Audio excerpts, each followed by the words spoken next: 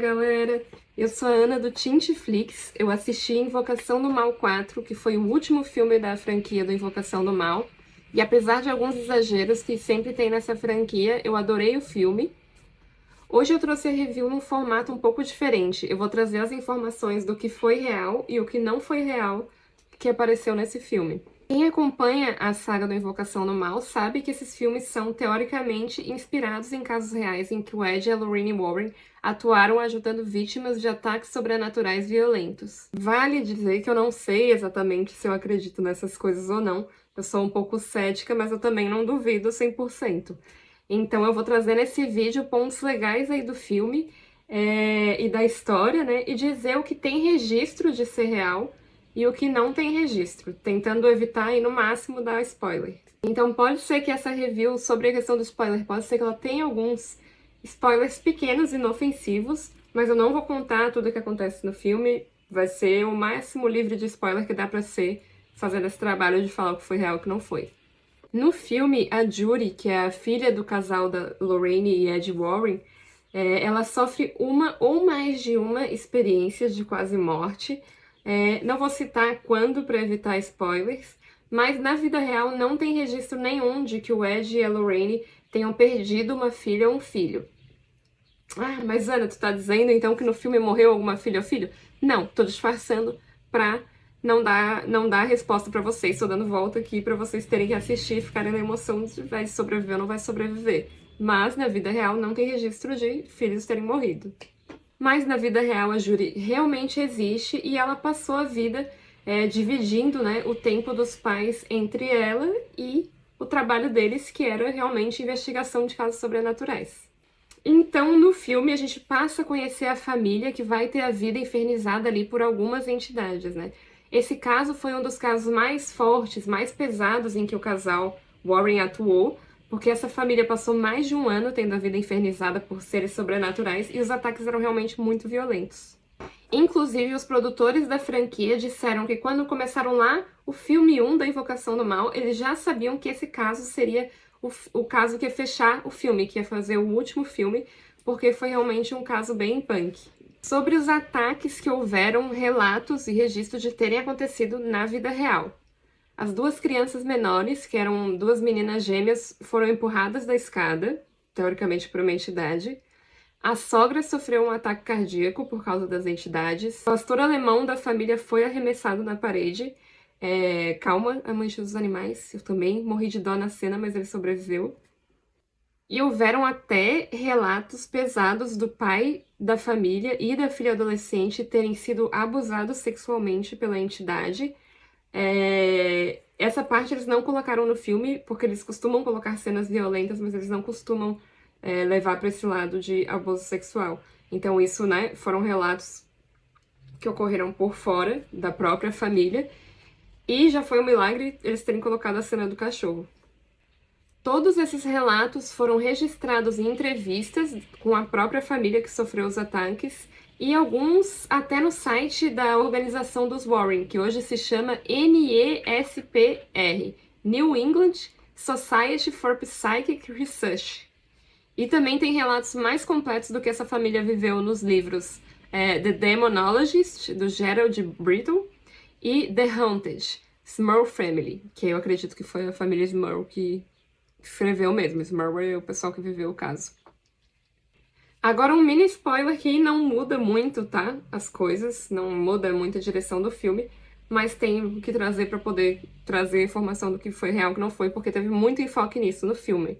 No filme a gente conhece pela primeira vez o Tony Sparrow, que é o noivo da Judy Warren, que é a filha dos Warren.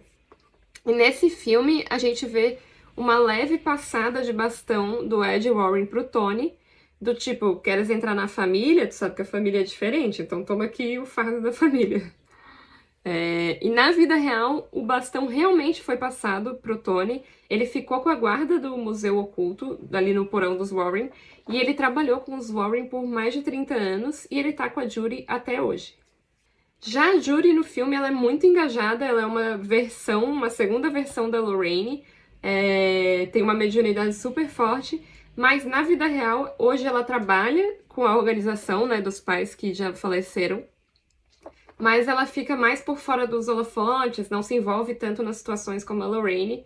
Mais pra frente dou mais infos pra vocês. No filme, muita coisa acontece, porque a mediunidade da Judy tá aumentando demais, ela tá sendo quase perseguida o tempo inteiro por entidades, um monte de entidades diferentes, até pela Annabelle. E ela não se comunica com a mãe. Tipo, a Lorraine até saca que algumas coisas estão acontecendo, porque ela é uma médium, né, fortíssima. E tenta conversar com a filha, só que por algum motivo a filha não abre pra ela. Simplesmente a pessoa que mais sabe sobre isso no mundo, que mais poderia ajudar ela. Mas fica uma questão meio tipo, a Judy fica fingindo que não tem nada acontecendo, com a mãe dela literalmente assim, vendo tipo, as coisas em cima da Judy. Pra mim, essa parte foi meio blé no filme, né? Porque, tipo, não fez nenhum sentido. Ela teria uma ajuda imediata ali da mãe dela, tá sendo extremamente atormentada, mas era pra dar contexto pra outras coisas que vão acontecer mais na frente. Aí, voltando pra família Smurl. No filme, eles começam a sofrer ataques sobrenaturais quando a filha adolescente ganha um espelho amaldiçoado dos avós de aniversário e uma lâmpada que ficava em cima da mesa cai. Meu gato arranhou a porta, fiquei toda cagada. Vou voltar. No filme, eles começam a sofrer ataques sobrenaturais quando a filha adolescente ganha um espelho amaldiçoado dos pais e é aniversário dela e uma lâmpada cai do teto em cima da mesa da família, cortando a testa dela.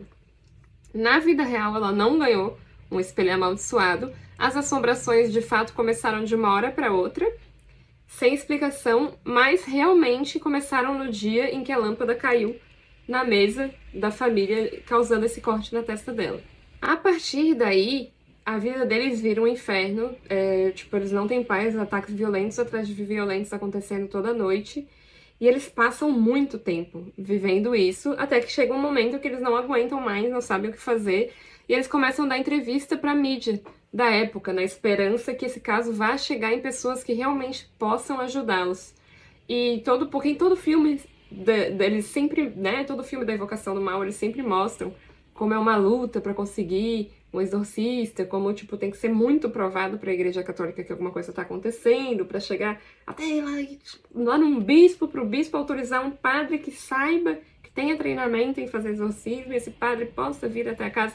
Então é sempre uma dificuldade para se ter ajuda. E na vida real eles fizeram exatamente isso. Com o assunto crescendo cada vez mais na mídia, o caso chegou no Ed e na Lorraine Warren, e tanto no filme como na vida real, ficavam muitos jornalistas na frente da casa. Só que isso não parou, não intimidou o demôniozão lá de forma alguma. Ele continua atormentando. No filme, o Ed e a Lorraine não querem pegar mais nenhum caso. Eles querem se aposentar e ficar só dando aulas e palestras para profissionais da área, estudantes, né, da área, que querem se tornar profissionais, porque o Ed tá com um problema no coração e ele não pode mais sofrer nenhum ataque cardíaco, que ele já sofreu várias vezes por causa desse trabalho com muita emoção. E na vida real, o Ed realmente teve problemas no coração e foi inclusive por isso que ele morreu. Ele teve um infarto com 74 anos, só que ele sobreviveu, mas ficou com algumas limitações físicas ali de movimento e foi sendo cuidado por 5 anos pela Lorraine, até que com 79 anos ele morreu de causas naturais. Na vida real, a Lorraine não se aposentou, ela continuou trabalhando depois da morte do Ed e trabalhou até a morte dela com 92 anos por causas naturais. A mulher viveu. Mas, né, voltando ao filme, depois de muita enrolação e negação, eles são obrigados a aceitar, porque a família, aceitar ajudar a família, porque realmente é uma família de 8 pessoas, eles estão sofrendo há muito tempo, é 1 ano que eles estão passando por isso.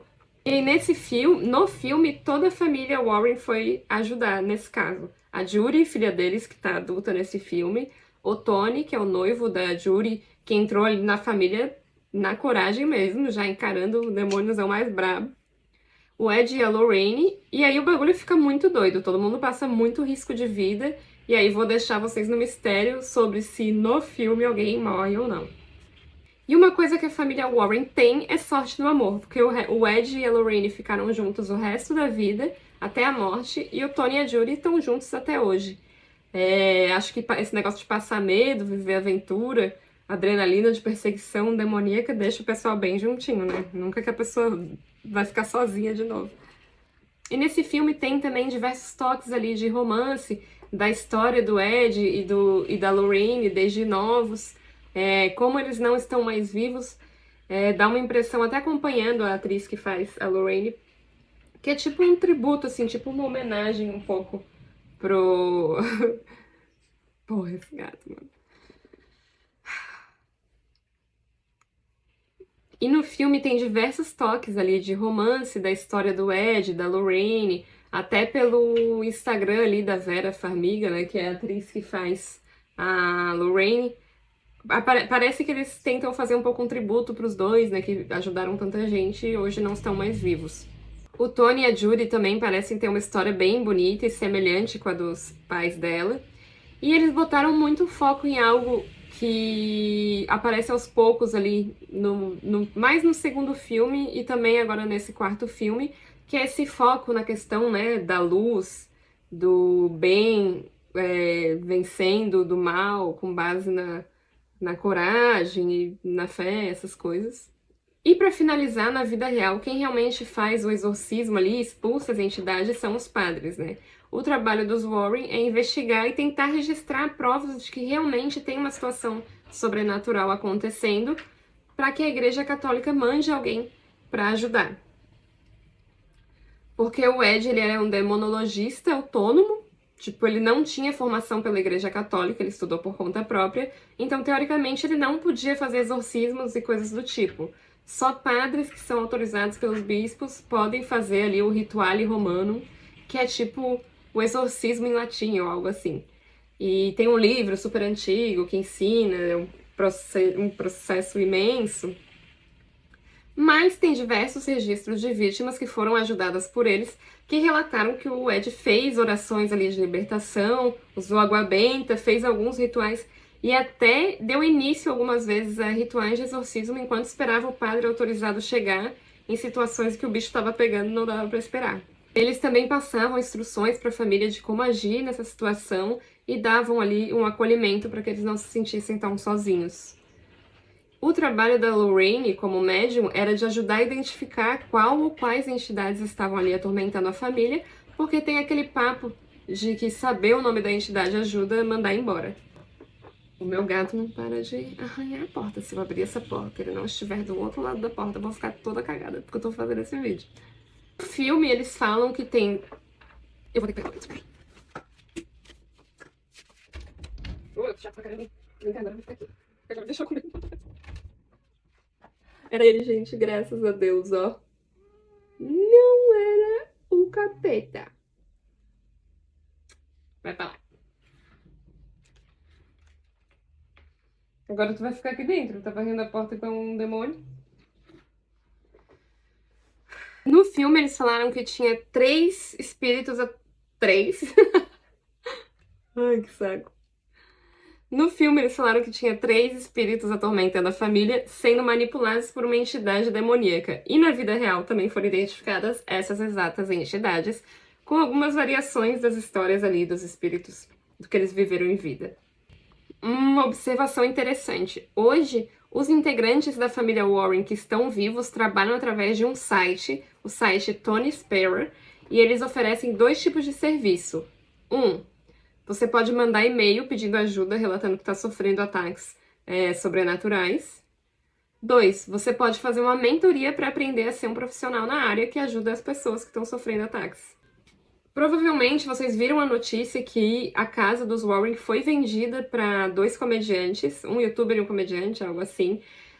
Mas esses comediantes são, tipo, engajados na questão, eles gostam muito de questões sobrenaturais e querem fazer algumas questões de, tipo, visitas guiadas, controladas ali pelo museu, deixar pessoas pagarem para passar uma noite na casa com eles também.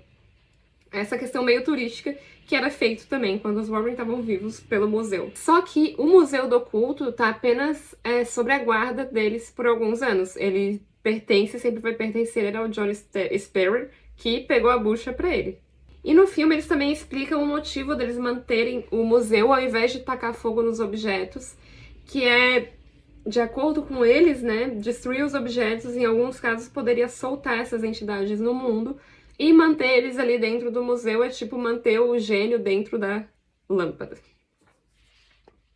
Eu fiz esse momento de suspense porque eu esqueci a palavra. Bom, gente, finalizando, o filme é muito legal. Recomendo pra quem gosta da saga. Eu fiquei meio receosa depois ali do terceiro filme, que eu achei um pouco meia boca, sem tocar no ponto dos dois filmes da Freira que foram péssimos. Mas eu precisava assistir porque o primeiro e o segundo filme estão na minha lista de filmes preferidos de terror, do gênero terror, e valeu muito a pena. Eu levei susto, passei muito medo. O filme é dentrão. E aí, gostaram desse formato de review? Se sim, se inscrevam no canal, curtam, comentem, compartilhem.